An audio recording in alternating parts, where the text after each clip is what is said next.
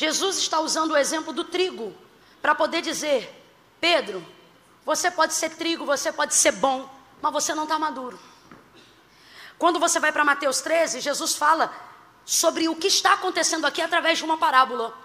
Aí ele diz assim: porque no reino dos céus será semelhante ao Senhor que deu a semente para os seus servos. Escute isso com atenção redobrada, por favor, que daqui eu já vou finalizando. Eles foram para o campo e semearam a boa semente. Jesus conta na parábola que a boa semente chama-se trigo. Qual é o nome da boa semente? O trigo representa a vida humana no reino de Deus. O trigo representa a nossa vida, não apenas em Mateus 13, mas por diversas outras vezes relatadas no Novo Testamento, através de contextos da agricultura que Jesus conta. Por exemplo, houve uma ocasião que Jesus passou por uma seara e ele disse assim: vocês dizem que faltam 3 meses para a colheita, mas eu vos digo, olhai para o campo e vede como já está tudo branco, pronto para a ceifa. Jesus está falando sobre as vidas serem alcançadas pela salvação do Evangelho, pela salvação de Cristo Jesus. Jesus está ensinando. Então, o homem representa o trigo. Ouve isso? Aí volta para a parábola de Mateus 13. Ele diz assim: o meu reino é semelhante à parábola do semeador, que pegou a boa semente da mão do seu senhor e semeou o trigo no campo, a boa semente. Então eu vou perguntar de novo: qual é a boa semente? Os servos do campo semearam a boa semente, trabalharam, araram a terra, colocaram uma boa semente, regaram. Só que o texto diz que em dado momento o sono lhes arrebatou. Chegando à noite, eles dormiram.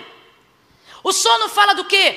O sono fala de um processo que todos nós estamos sujeitos a passar. O momento da impotência. Por melhor servo que você seja, você não pode tudo o tempo todo. Veja, é o mesmo contexto da parábola das virgens, Mateus capítulo 25, por exemplo. O texto fala de 10 virgens, 5 loucas e 5 prudentes. Só que na hora que deu meia-noite, o texto diz que quem dormiu? As loucas ou as prudentes? Não, o texto diz que todas dormiram. A gente frisa na cabeça que é louca, porque acha que sono é coisa de imprudência. Não, a falta de azeite na reserva é imprudente, o sono é para... O que o texto está dizendo? Você não tem o controle de tudo o tempo todo. Você pode educar seu filho na casa de Deus e em algum momento isso sair da sua mão e você dizer: Senhor, como é que é isso? E carregar essa culpa. E Deus está dizendo: você não tem o controle de tudo o tempo todo. Você não tem o controle dele o tempo todo na escola. Você não tem o controle dele o tempo todo. O sono fala sobre não ter o controle de tudo. O que é mais arrebatador? O sono ou a fome? O sono. A fome parece mais agressiva, mas não causa tanto estrago quanto o sono. Você sabia que em 90% de índice de acidentes que não foram causados por alcoolismo foram causados pelo fator? Você sabia que a maioria das pessoas que vivem um acidente por causa de sono normalmente estão a menos de 1 quilômetro de sua casa? Aí por que o estudo aponta isso? Porque as pessoas vão dirigindo e vão pensando: já estou perto, eu vou chegar. Daqui a pouco eu chego, e daqui a pouco não chega, nem hoje, nem amanhã, nem depois. No sertão, quando a criança tem muita fome e a mãe já não tem nada para dar de comer, nem um biscoito de barro, como se funciona no Haiti, normalmente a mãe tenta dizer assim: filho, dorme que passa. E às vezes passa mesmo para sempre, porque entra em estado de hipotermia na hora do sono e dorme para não acordar nunca mais. É uma morte indolor, porém muito triste, chama-se morte por fome. Então a fome é agressiva, mas você sabe quem é devastador? Sono. Ele é incontrolável, chega uma hora que ele te arrebata.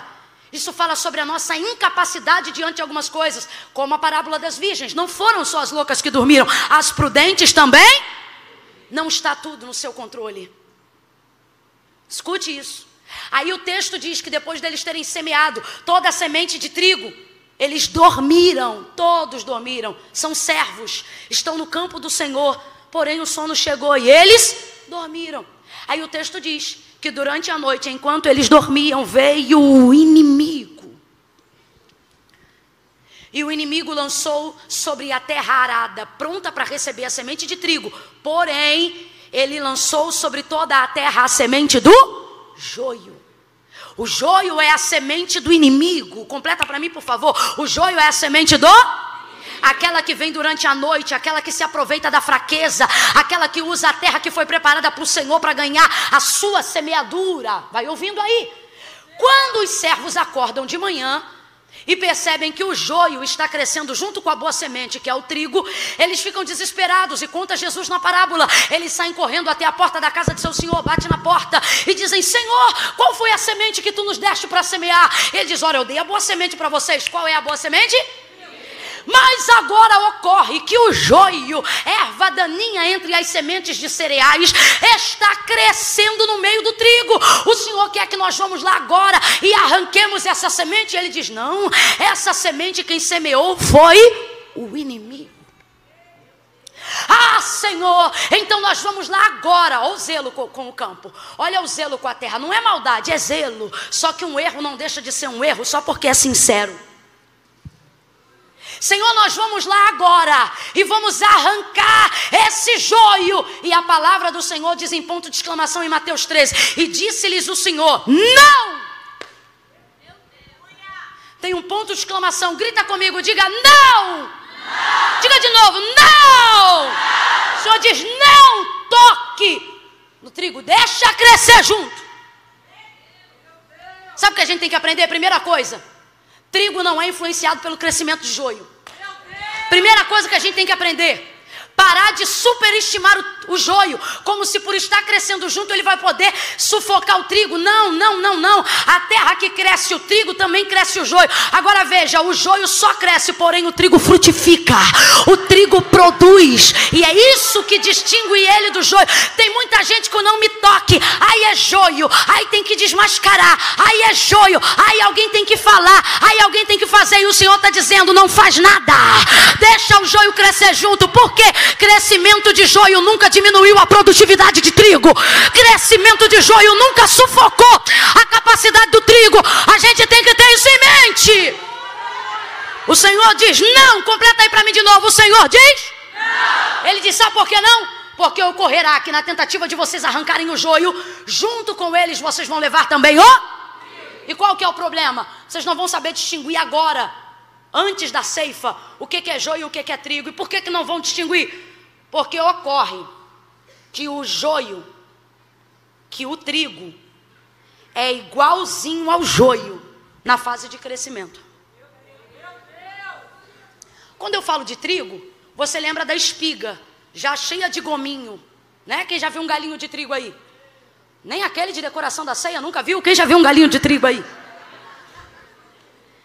Mas no processo de crescimento, ele não tem aquela espiga robusta. Então, se você coloca um galho de joio e um galho de trigo um do lado do outro, você vai ver que eles são extremamente parecidos, extremamente semelhantes. O que a gente está dizendo?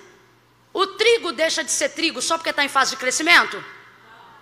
Porém, se você tentar arrancar o joio quando o trigo está em fase de crescimento, junto com o joio você leva o trigo. Por quê? Porque apesar do trigo ser trigo, ele é exatamente igual ao joio quando está em fase de... Agora nós precisamos definir alguns pontos. O joio é a semente do inimigo. O trigo é a semente do Senhor da terra. Os servos dizem: nós não podemos deixar o joio crescer com o trigo, vamos arrancar. O Senhor diz: não façam isso. Por quê? Porque nós vamos ter prejuízo. Que prejuízo? Já pensou se vocês, para arrancarem um joio, levarem com ele um trigo? Ah, Senhor, agora isso aqui é coisa minha. Eu tentando convencer o Senhor: ô Senhor, e se eu conseguir limpar a terra toda de joio, e junto com, sei lá, 1000 fachos, 1000 feixes de joio, eu só derrubar um galinho de trigo, nós vamos ter prejuízo assim mesmo. Por quê? Porque 1000 feixes de joio são iguais a nada. Porque joio não produz, joio não frutifica, joio não carrega, joio não tem, joio só ocupa espaço. Agora, acerca do trigo, diz assim o agricultor.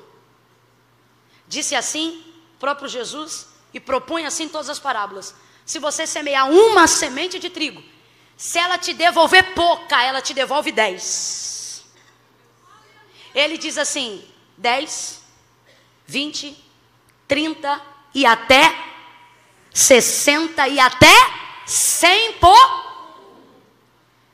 Está dizendo o seguinte: a semente do trigo ela é tão boa que para ter trigo você só enterra uma, mas ele vai te devolver. Se te devolver pouca, ele te devolve no mínimo 10. Por isso que o agricultor quer semear trigo, Por isso que a vida do homem vale a pena. Agora, não importa o quanto o joio cresça, ele não produz, ele não gera espiga, ele não tem conteúdo. Você nunca parou para pensar por que o trigo é plantado de manhã na parábola, o joio é plantado à noite, mas o texto diz que os dois crescem? Como é que pode se o trigo foi plantado primeiro? Ora, é porque crescer vazio é mais rápido. Como é que ele alcança o status do trigo tão rápido? Porque ele está crescendo vazio. Agora o dia da ceifa vai determinar quem produz. Escute isso aí. Aí o Senhor diz não. Quando o Senhor diz não, a gente como servo tem a impressão de que Deus está querendo preservar o joio. Mas não é que ele está preservando o joio. Ele está tolerando o joio porque a sua prioridade é o trigo. Você precisa entender que quando um trigo estiver em questão, vale a pena tolerar o joio. Você tem que entender que se para perder quem não presta, para perder a semente do mal, se para perder quem não vale nada, a gente tiver que colocar em cash alguém que Deus está investindo, a gente tem que tolerar. Mas sabe o que está acontecendo? Nós estamos vivendo uma geração onde todo mundo é líder, onde todo mundo quer resolver tudo, onde todo mundo sabe tudo. Porque se você não falar, eu falo. Porque alguém tem que falar. E quem disse que é você?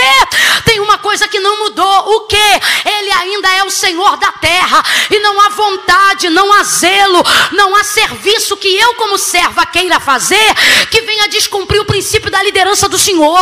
Irmã Camila, o que você está dizendo? Estou dizendo que quando Deus diz não, é não. Estou dizendo que quando Deus diz não, a gente tolera. Estou dizendo que quando Deus diz não, a gente aguenta. Mas eu vou ficar ouvindo isso? Vai ouvir isso. Mas eu não vou falar nada? Não vai falar nada. Jesus está dizendo, deixa crescer. Deixa crescer. Aí ele diz, por ocasião então do dia da ceifa, nós vamos cortar os dois. Só que aí o joio vai estar definido como joio. Por quê? A gente quer arrancar joio em fase de crescimento e com isso tende a destruir trigo no caminho. Quando na verdade, para o joio aparecer como joio, você não precisa denunciá-lo. O tempo mostra quem ele é. Segunda coisa que você precisa aprender como serva de Jesus Cristo. Qual? Se eu sou serva de Jesus, se eu trabalho no reino de Deus, se eu sirvo a Deus, eu trabalho para Deus. Amém? Amém? Então o meu compromisso é com a boa semente. Qual é a boa semente? Quem planta o trigo é o servo. Quem deu a semente para o servo? O Senhor. Quem deu a semente para o servo? Então meu trabalho para o? Quem paga meu salário é o meu tempo é do? Desde quando então agora o inimigo planta e eu vou colher o que ele plantou? Eu não trabalho para ele, eu trabalho para o Senhor. Irmã Camila, o que você está dizendo? Tem gente aí que o tempo que deveria estar usando para a obra de Deus está deixando de ser usado para fazer colheita de Satanás. Só que Deus te trouxe aqui para te dizer: quem te sustenta sou eu, quem te paga sou eu, quem te promove sou eu. Irmã Camila, você não está protegendo muito trigo, não? Pensei nisso. E aí Deus falou comigo, não, diga para minha igreja que eu não quero elas preocupadas com o joio, eu quero elas ocupadas com o trigo. Não, eu vou falar bem rasgadão, porque quem já ouviu vai ouvir de novo, e quem não ouviu vai ouvir agora. Você está aqui pensando, por que fulano não veio no encontro? Aí o encontro mal acaba, você vai pro celular, deixa eu ver onde ela estava, deixa eu ver o que está fazendo, deixa eu ver com quem estava. Tu sabe se fulana beijou ciclano, se ciclano é marido de Beltrana? Você está sabendo disso? Está sabendo daquilo? Você ficou sabendo do motim e a rebelião? Aí eu estou criando um dossiê, porque fulana falou isso e fulana falou aquilo, ela disse que não é.